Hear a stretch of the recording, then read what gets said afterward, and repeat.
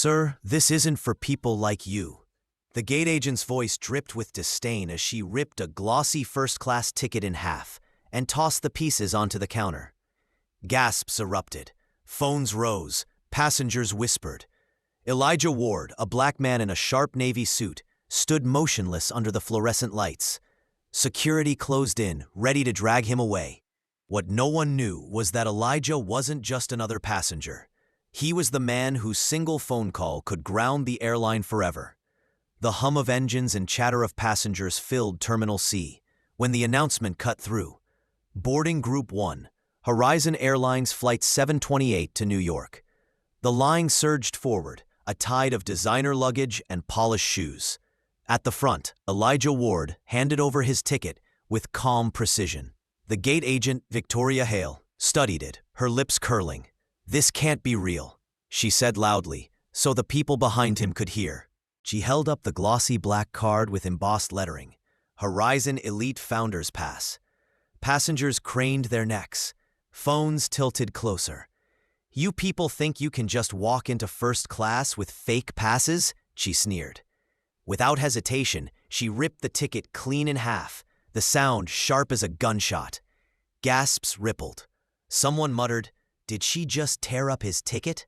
Another whispered, "That's a lifetime pass, worth millions." Elijah didn't move. His navy suit, crisp white shirt, and calm eyes made the scene feel almost rehearsed. But Victoria wasn't done.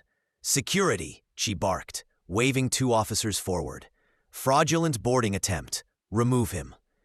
The taller officer grabbed Elijah's arm. A child began recording on her tablet, whispering, "Mom, he's not even resisting." Passengers murmured in disbelief. A man shouted, "That's outrageous, let him board." But Victoria smirked, feeding off the spectacle. "People like him don't belong here," she said, voice dripping with arrogance. The officers tightened their grip. Elijah finally spoke, his tone calm, almost surgical. "You're making a mistake." The words barely registered. Victoria smirked. "The only mistake is you thinking you could fool us." Phones streamed live now. Hashtags forming in real time. Hashtag airline shame. Hashtag let him board. Twitter exploded. As the crowd buzzed, Elijah reached into his breast pocket. The officers tensed. Gasps rang out. But he didn't reach for anger. He reached for truth.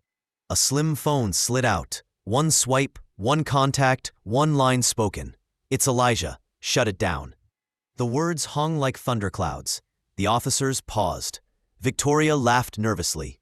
"What, calling your lawyer? Cute." Then the airport shifted. Screens above the gate blinked. Boarding halted. The Horizon Airlines logo froze. Gate systems logged out. Victoria tapped furiously at her terminal. What her badge access denied every command. A red error message glared. "Access revoked." "What the?" she stammered. The crowd leaned forward. The live stream hit 20,000 viewers. Elijah straightened his tie. "You tore up one of 12 lifetime passes ever issued. Horizon Elite Founders, my creation." He paused, letting the words land. "I built Horizon Airlines. I own Horizon Airlines." Gasps detonated. Phones caught every second. The child's tablet shook as she whispered, "He owns the airline?" The taller officer released his arm as if burned. "Sir, we didn't know." "You didn't care to know," Elijah replied, voice sharp as glass. Victoria's face drained of color. "You can't be serious. You're him?" Legal counsel and executives burst from the jet bridge, summoned by Elijah's call. Their faces blanched at the sight of him standing restrained in front of his own passengers. "Mr. Ward," stammered the duty manager, Daniel Pierce, "we are deeply sorry." "You're not sorry." Elijah cut in. "You're exposed." He turned to the passengers. "You all saw it, recorded it, live-streamed it.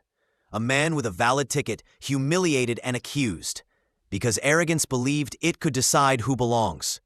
Applause thundered. Hashtag soared past 50,000. Elijah faced the gate agent. Victoria Hale, terminated effective immediately. Daniel Pierce, relieved of duty. Both of you, lockout confirmed. Executives tapped frantically on tablets. The system blinked again. Both employees froze as their badges deactivated. Access denied.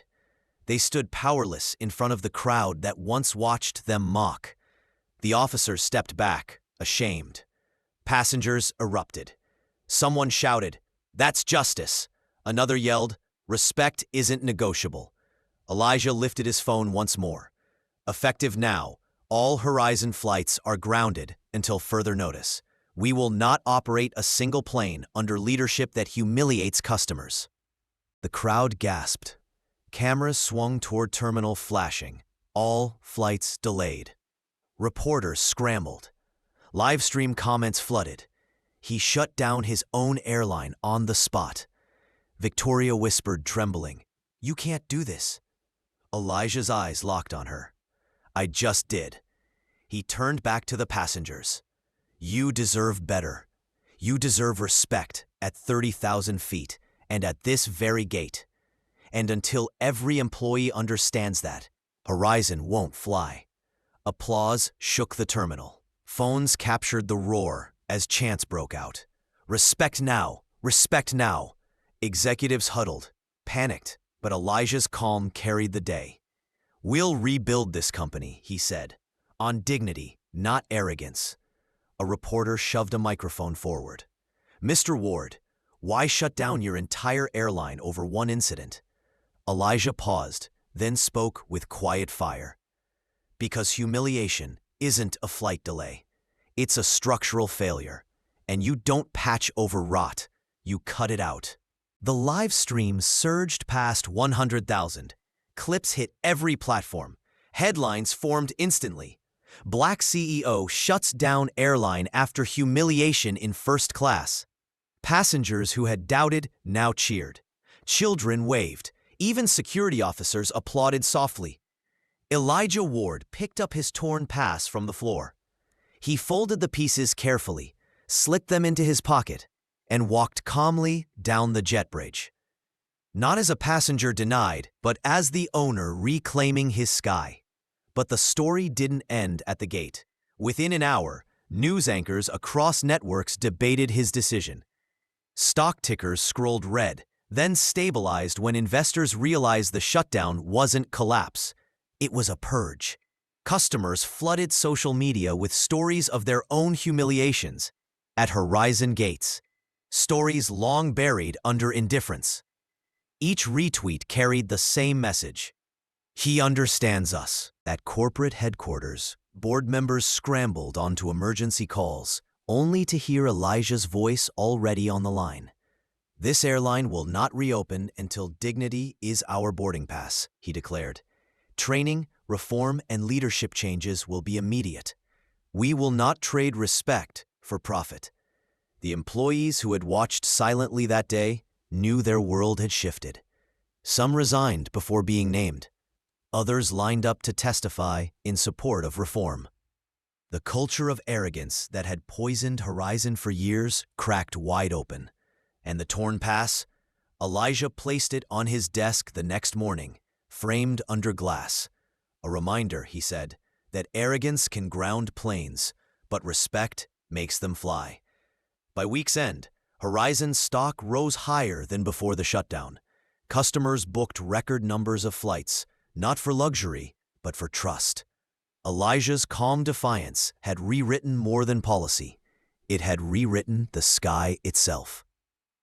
If this story moved you, don't just watch, take action.